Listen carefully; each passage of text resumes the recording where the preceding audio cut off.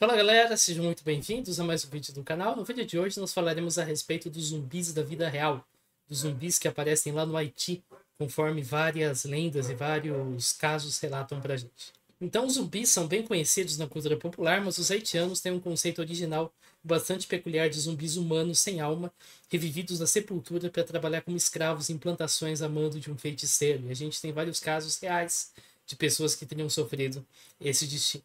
Agora vamos contextualizar um pouco falando do voodoo haitiano e como que os zumbis se encaixam nesse contexto. O tráfico de milhões de escravos da África para as Américas deu origem a uma reforma das crenças e das práticas tradicionalmente africanas, que se manifesta em religiões como o candomblé aqui no Brasil, a santeria em Cuba, o obiá na Jamaica, o Xango em Trindade e Tobago e o voodoo no Haiti. Todas as religiões têm em comum o fato de surgirem durante o enfrentamento de um sistema pró-escravidão que remove as vítimas da sua humanidade. Aos poucos, os negros traficados para o Haiti desenvolvem os seus ritos que hoje a gente conhece como voodoo. Os devotos do voodoo são agrupados numa sociedade em que os rituais são guiados por sacerdotes. Hogan, no caso de um homem, Mambo, no caso de uma mulher. Elementos impostos pelos escravagistas, como o batismo e os santos católicos, foram sincretizados, de forma que a gente tem os loas, que são os espíritos na cultura local, que correspondem aos santos. Eles são ativos na vida religiosa e possuem seguidores através de episódios de transe. Os bokors são aqueles que servem aos loás com duas mãos. Isso quer dizer com a mão benevolente e com a mão malevolente. Um tipo de magia malevolente é justamente a zumbificação. Na religião voodoo, acredita-se que os seres humanos têm 5 elementos: a carne, que vira cadáver depois da morte, o espírito, que anima a carne, que é transmitido para a terra, tem um erro aqui no roteiro, preciso corrigir, a estrela do destino, que vive no paraíso, longe do corpo, e as duas partes da alma, a Tibon Ange, associada aos aspectos psíquicos, e a Grosbon Ange, associada aos aspectos físicos. A morte no voodoo não é o fim da vida, mas sim uma mudança de forma. As duas partes da alma não saem do corpo no momento da morte, mas ficam rodeando por cerca de 9 dias. Um primeiro tipo de zumbi no folclore haitiano chama-se zumbi astral, em que a Tibonange é roubada e confinada numa garrafa. Para esse tem pouco que a gente falar, porque é uma garrafa vazia. Lá dentro disse que tem uma parte da alma de um ser humano e é um tipo de zumbi temporário. Um segundo tipo é um zumbi físico. Um zumbi físico é feito manipulando a Grosbon Ange, já sem a presença da Tibon Ange, e revivendo o falecido para dar origem a uma criatura de carne e osso, sem qualquer resquício de identidade pessoal, que fica a comando do Bokor que a criou. A primeira menção aos zumbis na literatura estrangeira acontece no livro The Magic Island, de 1929, que conta as experiências do William Seabrook. Ele menciona uma criatura que ele tinha ouvido falar e que parecia exclusivamente local, ao contrário de lobisomem e de outras coisas que têm outras origens. O zumbi. A criatura é descrita como um cadáver humano sem alma, ainda morto, mas retirado da sepultura e amaldiçoado como feitiçaria, feito para andar e atuar como se estivesse vivo, utilizado como um servo ou escravo em trabalhos pesados nas fazendas. O informante do Seabrook afirma que naquele momento tem zumbis trabalhando nas plantações de cana-de-açúcar na ilha, a menos de 2 horas de viagem de onde eles estavam. É mencionado inclusive que a Hasco, a Haitian American Sugar Company, uma companhia de cana-de-açúcar, uma vez abriu vagas de emprego. Recebeu um homem trazendo consigo uma tropa de zumbis que tinha escravizado. Eles pareciam assustados e tinham olhares semelhantes ao do gado e não proferiam palavras, e a companhia não se importou muito. O começo da história parece lendário, a gente não sabe de onde veio, a gente não sabe o quão disso é verdade, o quão disso se perdeu com o tempo, e qual parte é verdadeira, e como é verdadeira, mas o final certamente é lendário. E em um dia de procissão religiosa, uma das cuidadoras dos zumbis teve pena e levou eles para a cidade e alimentou com um doce. Só que tem uma superstição de que o zumbi não pode comer sal, e o doce tinha sal. Então, os zumbis despertaram, percorreram a cidade em direção às covas onde tinham sido enterrados. Vários familiares os reconheceram, mas eles ignoraram isso e eles simplesmente se enterraram de volta no túmulo e ficaram lá. Na noite seguinte, o informante leva o Seabrook para ver zumbis, mas não encontra ninguém na plantação. Mas em outra ocasião, durante o dia, ele avista pessoas trabalhando numa plantação e o informante fala: olha, são zumbis. Eles cultivavam o campo, obedeciam as ordens do capitão e ignoravam os chamados de terceiro. Os olhares eram realmente sem expressão, como havia sido descrito. Ele conversou com um médico que deu uma pista, que tem uma seção do Código Penal haitiano que considera um crime enterrar uma pessoa que esteja em situação de coma letárgico causado por substâncias, independente do resultado que aconteça em seguida. Ou seja, que a pessoa possa reviver ou não. Quando que a gente obtém mais informações a respeito dessa pista, a respeito do que pode causar esse estado de coma letárgico, citado no Código Penal, conforme você vê aqui? A gente obteve mais informações a esse respeito quando a Louise P. Mars, uma psiquiatra e oficial médica do governo, publicou um artigo em 45 relatando que os haitianos acreditavam que os zumbis eram criados através da administração de uma droga poderosa. Ela não teve contato com nenhum caso que pudesse ser explicado de fato por esse procedimento. Quem investigou isso mais a fundo foi o Wade Davis, em 1983. Ele testemunhou a preparação de uma mistura capaz de produzir o estado zumbi em 5 locais diferentes e anotou os ingredientes utilizados na preparação, conforme você pode ver aqui. Então ele anotou plantas, basicamente a maioria dos locais não usavam plantas, apenas um deles usou uma série de plantas, como você vê aqui. Anfíbios, bufo-marinos é o bom e velho sapo cururu, 3 lugares usaram o sapinho. Esse outro aqui é o sapo dominicano, ele aparece nessa imagem aqui. Também é uma pena que vários lugares tenham utilizado esse sapinho, 4 lugares de 5. Peixes, nós temos aqui o baiacu, e 4 deles usam baiacu, esse aqui, o baiacu caribenho. Outros 3 usam outra variação de baiacu, mas que também é baiacu. Nós temos répteis que são usados, mamíferos, Homo sapiens, seres humanos. Então todos eles usaram ossos de seres humanos e alguns usaram carne seca de ser humano. Isso foi obtido roubando sepultura. Nós temos aqui anelídeos, centopeias e aranhas que aparecem em algumas preparações. Porém, os ingredientes cruciais foram os ossos humanos reduzidos a pó e também o baiacu caribenho e as partes do sapo dominicano. Esses aparecem em 4 dos 5 locais, os 2 últimos, e os ossos aparecem em todos os locais. Os ossos humanos são queimados até carvão e por isso eles são considerados inertes, não cumprem papel nenhum. Mas os 2 ingredientes que restam trazem propriedades interessantes. O sapo dominicano tem toxinas que irritam a pele e causam irritação, conforme você pode imaginar, para qualquer arranhão ou pequenos cortes. Esse é um trecho de um artigo a respeito da espécie que menciona justamente isso. O baiacu caribenho, assim como outras espécies de baiacu, tem tetrodotoxina. Eu vou chamar de TTD a partir de agora porque é mais fácil. O envenenamento por TTD começa com sintomas como mal-estar, palidez, tontura, sensação de formigamento na boca, nos lábios, ataxia. Em alguns casos, ela pode produzir um quadro em que o formigamento se expande e envolve todo o corpo. Os pacientes têm a sensação de estarem flutuando. Esses pacientes apresentam hipersalivação, sudorese, fraqueza, dor de cabeça, temperatura baixa, pressão arterial baixa e pulso fraco, além de dilatação das pupilas. Os lábios e as extremidades se tornam azulados, tem tremor muscular, que termina em paralisia, que começa pela laringe, e isso resulta na incapacidade de falar. Os músculos das extremidades também ficam paralisados e o paciente é incapaz de se mover. A vítima retém consciência até próxima da morte, ou em alguns casos, se recupera. Perceba que a descrição desse estado é bem semelhante com o estado da morte. A TTD é consumida no Japão como um prato preparado com um baiacu chamado fugu. Tem vários casos documentados na literatura em que a dosagem consumida produz esse tipo de estado. Ele cita aqui esse livro aqui, Animais Venenosos e Peçonhentos Marinhos no Mundo. Em um deles, um apostador aparentemente morreu comendo fugu. Ele foi colocado no necrotério para exame e ele se tornou consciente depois de 7 dias e se recuperou. A vítima alegou que se lembrava de todo o incidente e tinha medo de ser enterrada viva. Em outro, um homem foi considerado morto e colocado num carrinho para ser enviado a um crematório. Ele se recuperou e disse que teve consciência do que estava acontecendo. Em um estudo com mais de 100 casos de intoxicação, publicado originalmente no japonês, os cientistas caracterizaram 4 níveis de intoxicação. Os 2 primeiros têm um formigamento progressivo e perda de controle motor. O terceiro inclui paralisia do corpo, dificuldade em respirar, cianose, hipotensão e inconsciência. E o quarto causa falha no sistema respiratório, que leva à morte. A ingestão costuma causar um quadro rápido e letal. De fato, os bokors com os quais o Davis conversou afirmaram que a poção zumbi jamais deveria ser misturada na comida, mas sim aplicada na pele, em feridas abertas ou soprada no ar para inalação. Num artigo, a TTD é citada como uma variável de confusão para a morte cerebral. Tem também a preparação de um antídoto, que seria utilizado para quem administra o veneno na vítima. Mas os ingredientes, conforme o Davis documentou, variam conforme a localização e não trazem nenhuma propriedade química notável, indicando que ele não parece ter utilidade prática e que o malfeitor tem que apenas evitar o contato e a inalação do veneno. Então, o Bokor prepara a poção e utiliza a tetrodotoxina e o veneno do sapo dominicano, que provoca coceira, que por sua vez causa feridas abertas. E lá a poção pode adentrar, especialmente se aplicada várias vezes, como ingredientes ativos. A poção é administrada de maneira sutil, como a gente já viu. Coloca no lugar em que a pessoa vai trabalhar, espirra no ar, mais ou menos desse jeito, de algum jeito a poção é administrada. Talvez na cama, talvez de alguma forma em que a pessoa não perceba, mas sem misturar na comida ou na bebida. A vítima sente os sintomas, tem piora do quadro e é pronunciada morta. Ela é enterrada e um bocor desenterra após ela ter sua consciência recuperada ou ainda leva o corpo nesse estado para casa.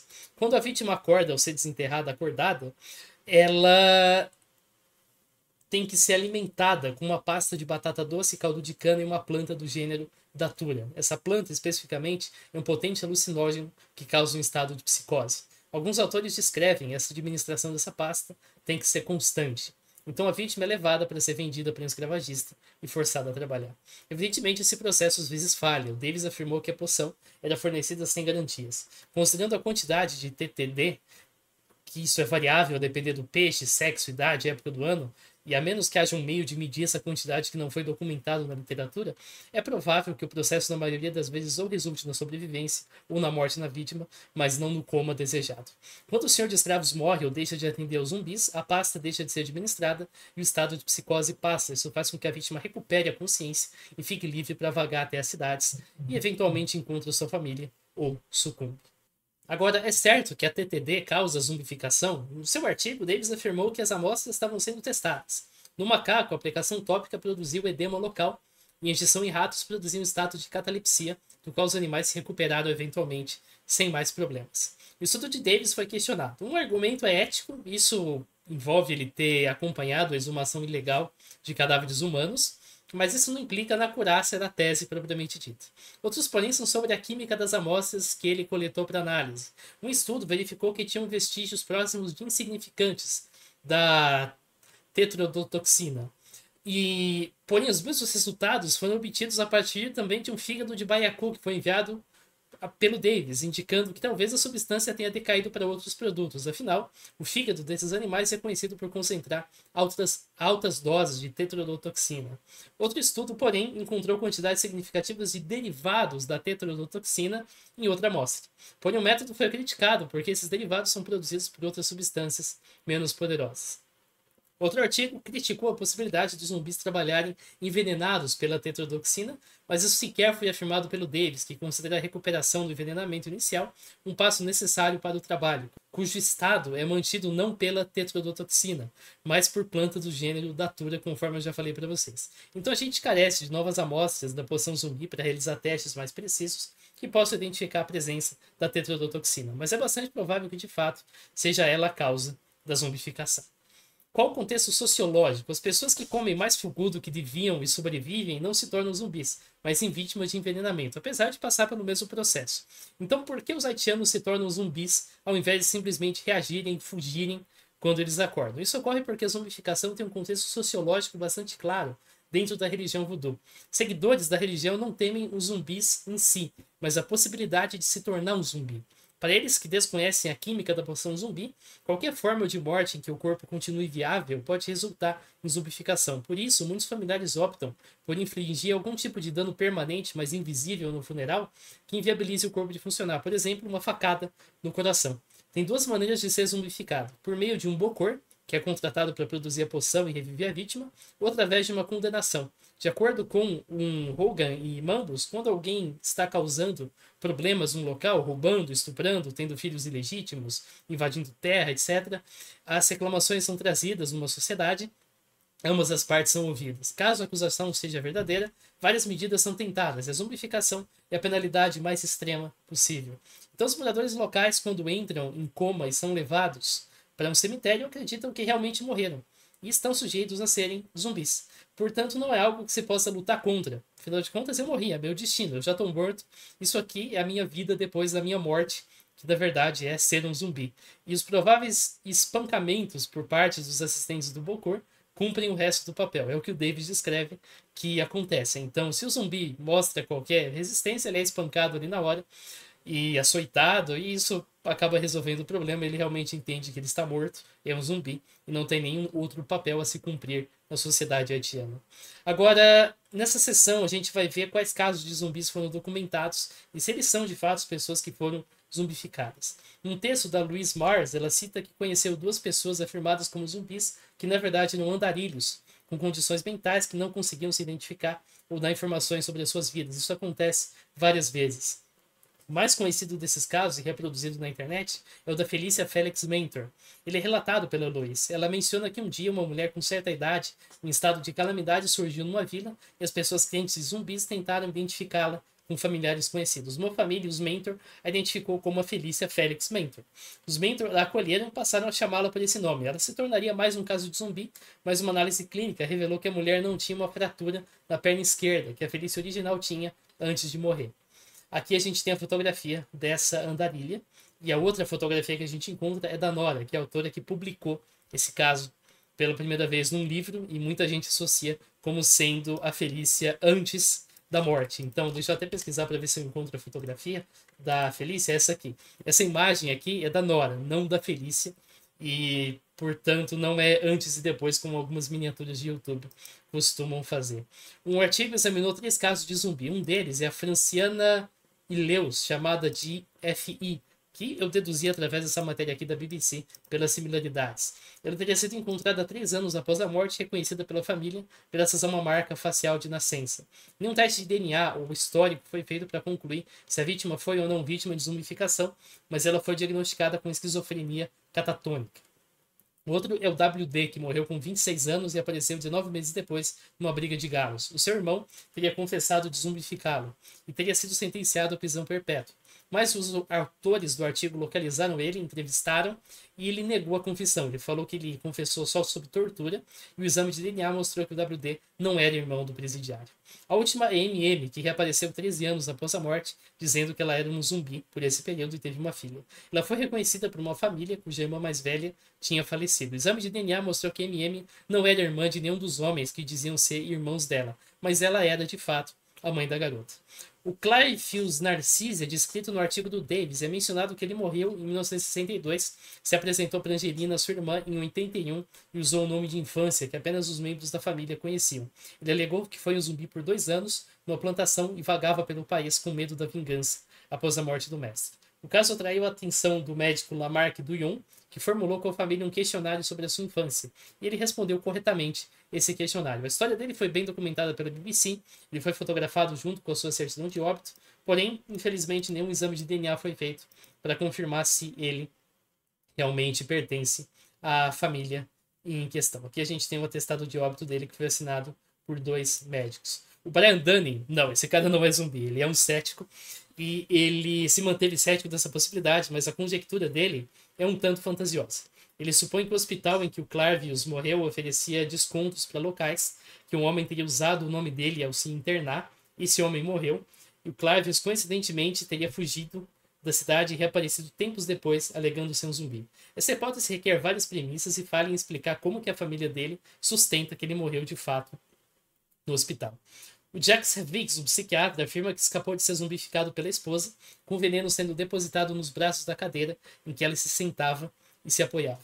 Ele relatou sintomas condizentes com envenenamento por TTD, porém foi tratado e sobreviveu.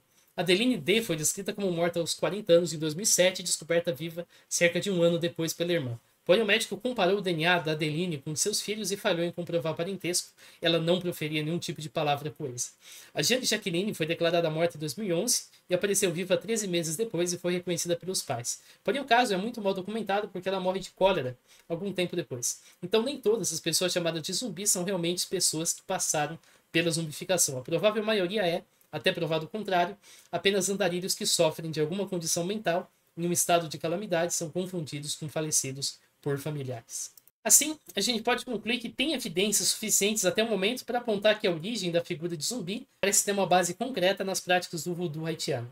Mais especificamente, que um processo praticado por bokors, ou por sacerdotes e sacerdotisas, permite, provavelmente em condições raras, reviver um morto, entre várias aspas, e colocá-lo em condição de escravo. Esse processo envolve preparar uma poção cujo principal ingrediente é um pedaço de baiacu que tem tetrodotoxina. Na dose adequada, o contato com o veneno pode induzir um estado semelhante à morte, conforme documentado na literatura médica, que tem cianose, paralisia, respiração e pressão arterial reduzidas. Tem 2 elementos, porém, que fazem desse resultado uma improbabilidade. Em primeiro lugar, essa dose varia não só entre o baiacu utilizado, mas entre a vítima também, o que significa que algumas vítimas sobrevivem e outras morrem definitivamente, provavelmente a maioria delas. No caso da sobrevivência, o bokor pode repetir o processo E geralmente quem encomenda a zumbificação não vê o zumbi zumbificado. Apenas descobre que a pessoa morreu e deduz que ela virou um zumbi. Então, se o Bokor matar a pessoa definitivamente, ele passa sem maiores prejuízos e a crença se mantém inabalada. A pessoa morreu, ok, o que eu paguei foi atendido. Em segundo lugar, com o advento de hospitais modernos e monitoramento de sinais vitais, isso se torna menos provável de ocorrer do que nos séculos passados. Caso a vítima sobreviva, ela tem que ser alimentada continuamente com uma pasta alucinógena que induz psicose e a torna passiva e obediente a comandos. Essa condição se vai quando a administração cessa. Essa teoria pode ser aceita no momento, mas ainda carece de dois tipos de confirmações: melhores amostras da poção que cria zumbis, para que a gente possa analisá-la, e mais casos documentados na literatura de zumbis. O único que a gente tem razoável confirmação é o do Clavius, e ainda assim os registros da investigação são pobres. Não é surpresa, portanto, que a imensa maioria das pessoas chamadas de zumbis no Haiti não sejam vítimas da zumbificação, mas sim andarilhos com problemas mentais que, já com base na crença existente, acabam sendo acolhidos por famílias a partir de semelhanças com seus entes queridos que realmente faleceram, e sem necessidade de provarem que eles são esses entes queridos, essas pessoas aceitam o destino e assumem a identidade do falecido, porque assim são cuidadas e outras ainda sequer conseguem se expressar, então até são mantidas meio que em cativeiro pela família, porque acreditam mesmo que é o ente querido e evitam, portanto, que elas fujam. Também é improvável que no presente os zumbis sejam utilizados em plantações, dada a alta densidade populacional do Haiti e a falta de documentação desse tipo de coisa. Então, esse foi o vídeo. No vídeo aqui a gente chegou que essa hipótese científica a respeito da origem dos zumbis provavelmente faz sentido sim, mas que a gente precisa de mais evidências para cravar essa hipótese como definitiva e para cravar de fato que esses zumbis existem realmente. A gente precisa de mais casos na literatura do que apenas o do Clavius, como a gente verificou. Nós temos o caso dele, ok, ele é muito interessante, ele é bastante misterioso, mas ele carece de mais documentação para a gente ter certeza, para a gente poder afirmar que essa prática realmente tem sucesso, o que eu imagino que seja cada vez mais difícil, porque os hospitais são cada vez mais modernos e cada vez mais precisos em detectar o coma, e essas práticas vão ficando cada vez mais obsoletas, cada vez menos realizadas. Valeu por você que assistiu o vídeo, se inscreva no canal, pra gente ver. Falou!